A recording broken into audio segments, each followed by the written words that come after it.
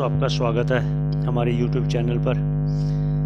आइए, ईशावास्य उपनिषद चल रहा है, 7वां मंत्र है। मंत्र का व्याख्या हो चुका था। अब भगवत पाद आज शंकराचार्य जी द्वारा जो इस पर भाष्य लिखा हुआ है, अब उस पर चर्चा होगी। आइए, आप भी श्रवण कीजिए, हम भी श्रवण करते हैं। तो 7वां मंत्र है, आइए श्रवण कीजिए।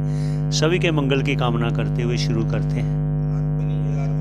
तो ज्ञाता की दुर्लभता, अधिकारी की दुर्लभता बताई जाती है। आत्मज्ञान के अधिकारी कोई विरले ही होते हैं। ये यस्मिन शब्द का अर्थ आत्मनि करने पर निकलेगा। तो यस्मिन आत्मनि यानी शुद्धे आत्मनि,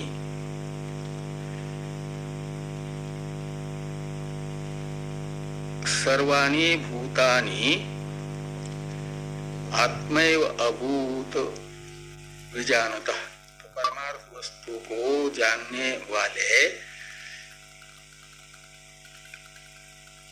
ज्ञानी के लिए जिस आत्मस्वरूप को जानने पर, यस्मिन आत्मनि विज्ञाते सति, ऐसा लगाना।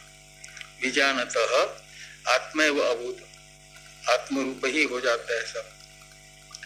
तो तत्र का अर्थ निकलेगा तस्मिन आत्मनि, उस आत्मा में को मोह का शोक। तो एकत्व दर्शन करने वाले यथार्थदर्शी को के स्वरूप में फिर शोक और मोह नहीं रहता, क्योंकि शुद्ध आत्म स्वरूप में शोक मोह है ही नहीं, वो तो असंग है। इस प्रकार मूल की चर्चा हम लोग कर चुके हैं। अब भाष्य को देखिए। तो भाष्यकार भगवान ने यस्मिन शब्द का अर्थ कर दिया कि काले, और यस्मिन शब्द का दूसरा अर्थ बताते हैं यथोक्त आत्मनि वा। तो यस्मिन काले अथवा, वा का अर्थ है अथवा, यथोक्त आत्मनि, यथोक्त आत्मा है शुद्ध आत्म स्वरूप, निर्विशेष आत्मा। भूतानि यानी सर्वाणि, तो समस्त सत्यत्वेन रूपेण प्रतीयमान कार्य कारणात्मक अनात्म पदार्थ, ये भूतानि सर्वाणि का अर्थ निकलेगा। क्या हो गए? तो कहते परमार्थ आत्मदर्शनात् आत्मैव अभूत। तो परमार्थ आत्मा है शुद्ध आत्मस्वरूप, निरूपाधिक आत्मस्वरूप। उसे परमार्थ आत्मा कहा जाएगा। और उस परमार्थ आत्मा का जो दर्शन यानी अनुभव, ज्ञान, अहम ब्रह्मास्मि, ऐसा, ये हुआ परमार्थ आत्मदर्शन। और इस परमार्थ आत्मदर्शन से यानी अहम ब्रह्मास्मि, इस साक्षात्कार से आत्मैव अभूत, कौन आत्मा ही हो गए, यानी आत्मरूप ही हो गए। आत्मा से अतिरिक्त शेष रहे ही नहीं, सत्यत्वेन रूपेण सर्वाणि भूतानि। तो कार्य कारणात्मक उपाधियां आत्मरूप ही हो गई। आत्मा ही थी, आत्मा ही आत्मा था। अज्ञान वशात ये कार्य कारणात्मक अनात्म पदार्थ भास रहे थे सत्यत्वेन रूपेण। वह ज्ञान से अज्ञान निवृत्त हुआ, तो फिर आत्मा ही आत्मा रहा। तो आत्मैव अभूत। तो आत्मैव संवृत, आत्मैव अभूत का अर्थ कर दिया आत्मैव संवृत। संवृत यानी संपन्न, आत्मरूप ही यानी अध्यस्त पदार्थ अधिष्ठान रूप से भासने लगे।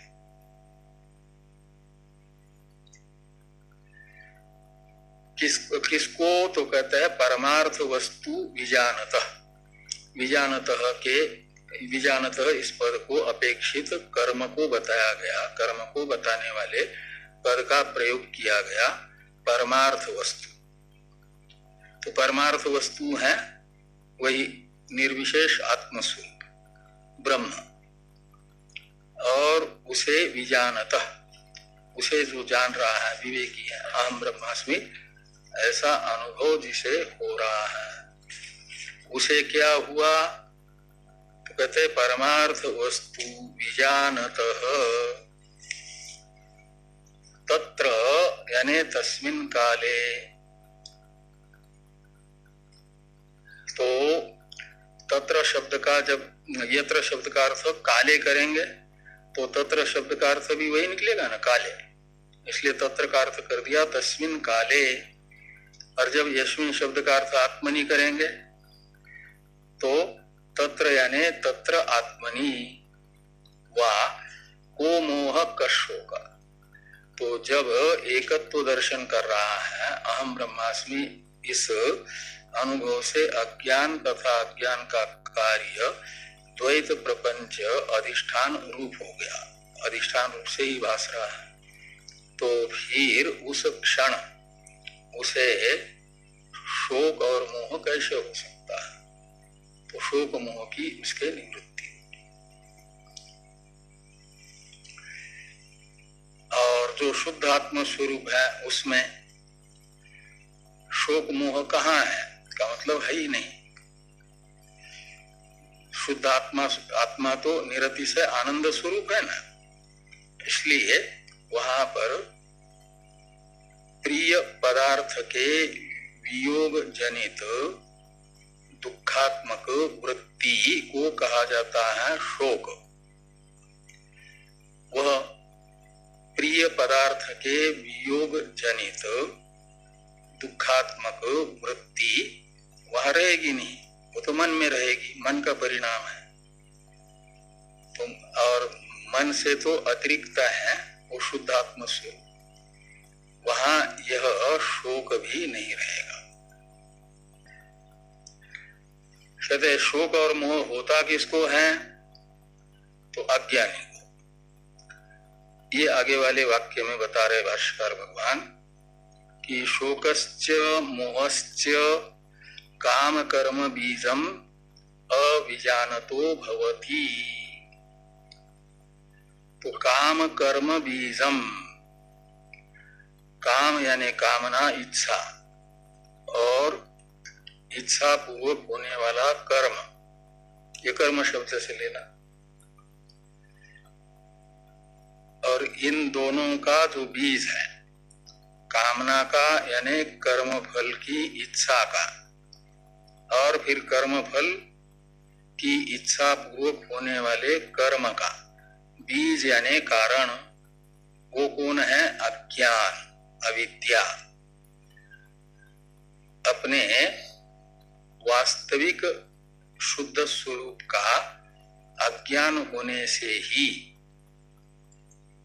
शरीर आदि में तादात्म्य अभिमान पूर्वक कर्म फलभूत विषय सुख की, अधिक पारलौकिक विषय सुख की इच्छा होती है, और उस कर्म फल को प्राप्त करने के लिए फिर कर्म फल इच्छा से प्रेरित होकर के कर्म करता है। तो इसलिए काम तथा कर्म के मूल में रहेगा स्वरूप विषयक अज्ञान, एकत्व विषयक अज्ञान। उसे कहा जाएगा काम कर्म बीजम।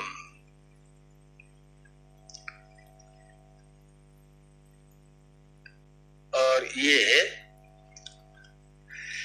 अविजानतः,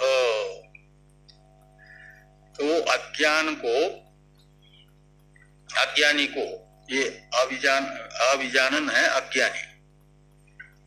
विजानन शब्द का अर्थ होता है ज्ञानी, अविजानन का अर्थ निकलेगा अज्ञानी। और षष्ठी का एक वचन है अविजानतः यानी अज्ञानी न। तो काम कर्म बीज को न जानने वाला जो अज्ञानी,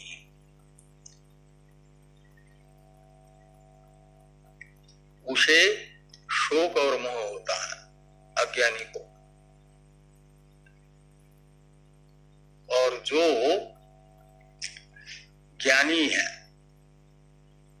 उसे नहीं हो पाता, आत्म याथात्मिक ज्ञानी को शोक मोह। इसे आगे कहते हैं कि न तु आत्म एकत्वम विशुद्धम गगनोपमम पश्यतः। तो जो आत्म एकत्व है वो कैसा है? विशुद्ध है का मतलब स्थूल शरीर, सूक्ष्म शरीर तथा कारण शरीर रूप उपाधि से रहित है। और गगनोपमम, तो गगन यानी आकाश वो है व्यापक, और गगन है उपमा जिसकी व्यापकता में, अपरिचिन्नता में। तो गगनोपमम का अर्थ निकलेगा आकाश जैसा अपरिचिन्न। वो कौन है?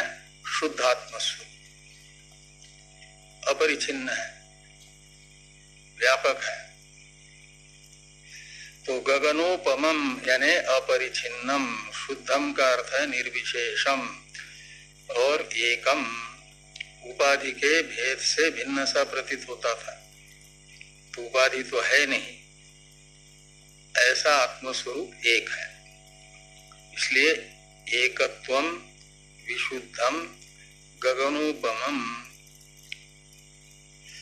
पश्यतः, ऐसा मैं के रूप में अनुभव कर रहा है जो आत्म एकत्व को देखा, आत्म एकत्व का अनुभव कर रहा है, उसे न तु शोकश्च मोहश्च भवति, ऐसा अन्वय करना। शोक मोह नहीं होगा। शोक मोह उसे होगा जो आत्म एकत्व को नहीं जानता है। आत्म एकत्वम अविजानतः शोकश्च मोहश्च भवति।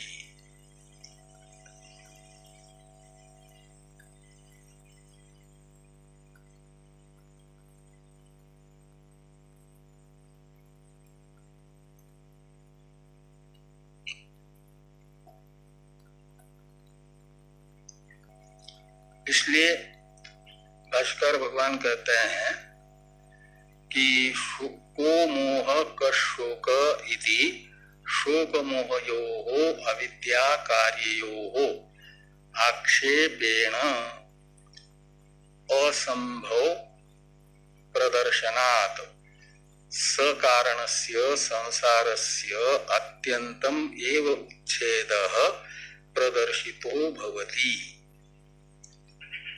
तो को मोह कशोक इस वाक्य में किम ये सर्वनाम आक्षेप अर्थ में होने से ये बताया जाएगा कि शोक मोह असंभव है। क्यों? और ये शोक मोह कैसे हैं? जिनकी असंभावना बताई जा रही है। किस अवस्था में? ज्ञान अवस्था में।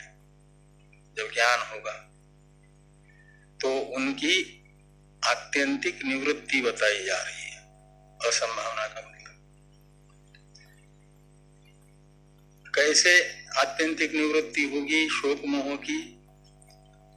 तो कहते हैं ये शोक मोह का विशेषण बताया गया अविद्या कार्ययोः, शोक मोहयोः का विशेषण है अविद्या कार्ययोः।